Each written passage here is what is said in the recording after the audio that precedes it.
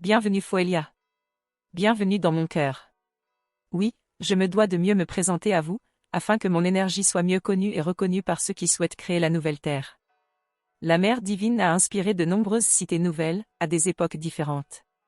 À chaque fois, elle a donné son souffle pour que puisse se constituer une terre d'expression de la conscience, à chaque degré de sa manifestation.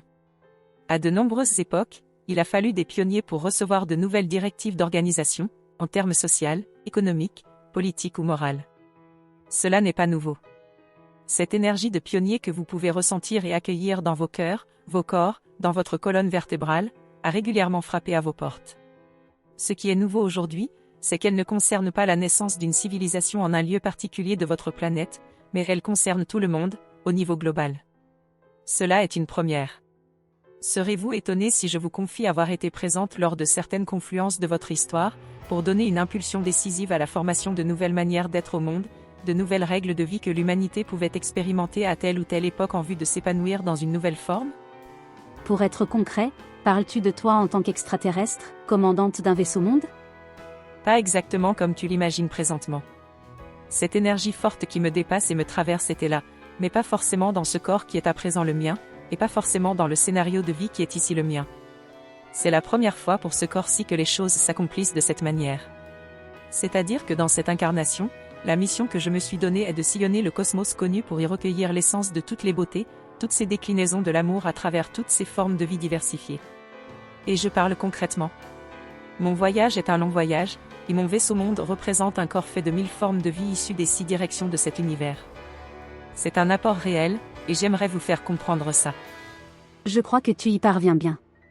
Continue à traduire Foelia. Bien un jour n'est plus le bien du lendemain.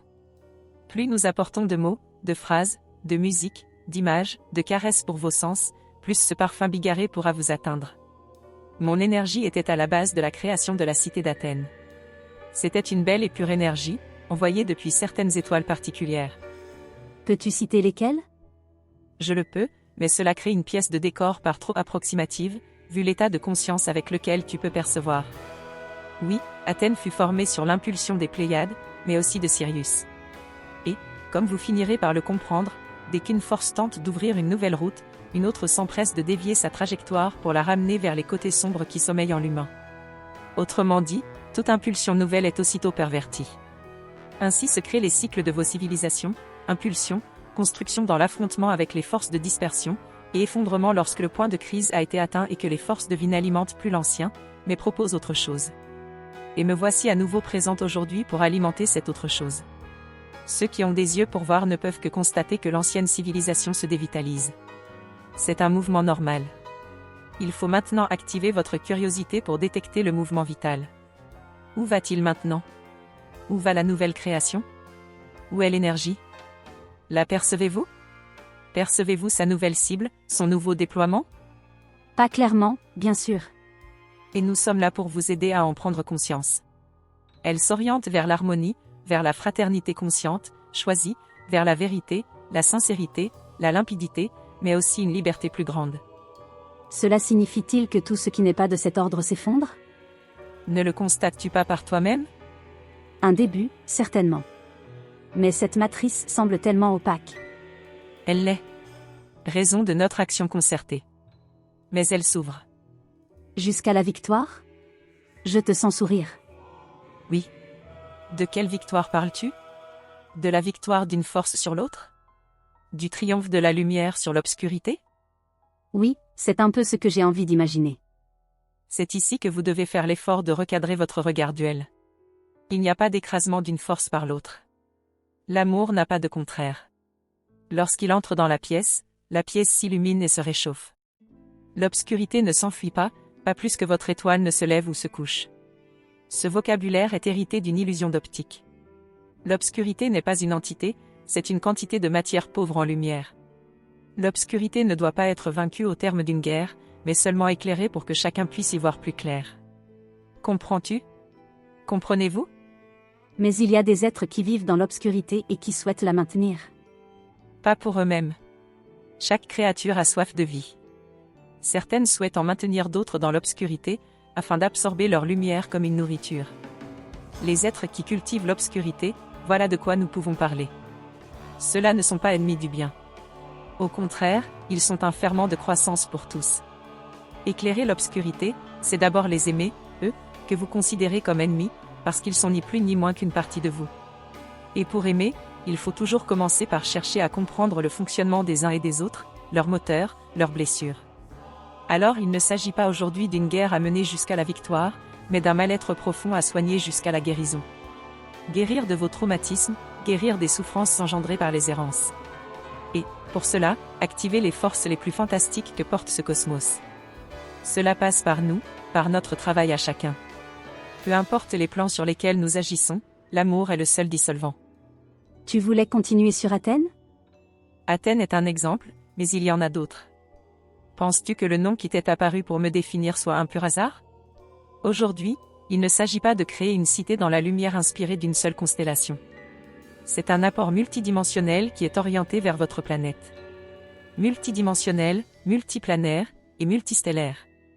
Je vous l'ai dit, même si mon corps humain, dans cette vie, est issu des Pléiades, mon vaisseau-monde est un ensemble symbiotique qui joue l'harmonie de 1000 étoiles. Notre fraternité galactique est grande et toutes les beautés cultivées sur des milliers de mondes sont mises en commun en son sein. Pouvez-vous vous représenter ça? Ce que nous vivons au niveau galactique, cette rencontre multiculturelle, vous avez la chance de le vivre sur Solterre, dans cette densité qui caractérise votre monde. Vous êtes le reflet de ce qui se produit en ce moment même au niveau cosmique. Vous êtes acteur de cette expérience jusque dans la densité profonde. Est-ce une chance? Que devrais-je répondre? Aurais-tu plongé dans ce monde pour vivre une malchance? J'imagine que si je suis venu ici, c'est parce que je considérais ça comme une chance. Peut-il en être autrement? Penses-tu qu'une seule âme choisisse consciemment une aventure qui n'intéresse pas son cœur? Non, mais inconsciemment. Ne sommes-nous pas comme des âmes échouées, sans mémoire? Il y a toujours un plan supérieur depuis lequel vous avez fait un choix. Et vous pouvez toujours faire un choix sur le plan qui est le vôtre, le choix de remonter à la surface de vos choix d'âme. Échouer, c'est oublier de choisir. Et vous avez choisi cet oubli, depuis un autre plan, pour apprendre à devenir maître dans l'art du souvenir. Dois-je vous le rappeler? Tu nous le rappelles bien. Alors, laissez-moi vous rappeler le choix que nous avons fait pour ce monde, y apporter la conscience de la fraternité, non seulement humaine et planétaire, mais aussi stellaire, galactique et cosmique. Tous ces plans s'interpénètrent. Il n'y a pas de fragmentation de la fraternité, il n'y a qu'une grande mise en abîme de celle-ci, une image fractale qui inclut toutes les dimensions. Cela nous mène très haut dans les contemplations, mais doit aussi nous aider à nous arrimer très bas dans la matière concrète de votre quotidien.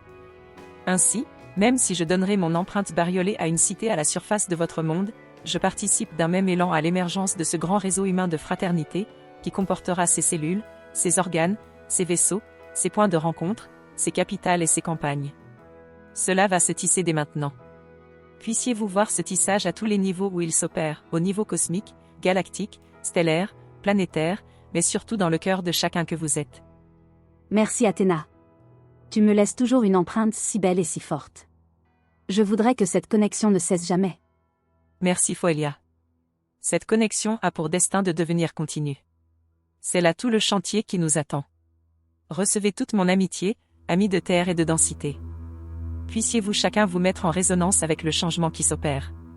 Puissiez-vous vous aligner toujours plus consciemment sur le nouveau courant, afin que votre participation à l'œuvre commune devienne évidente et que vous y retrouviez la source de l'enthousiasme qui vous a fait naître ici.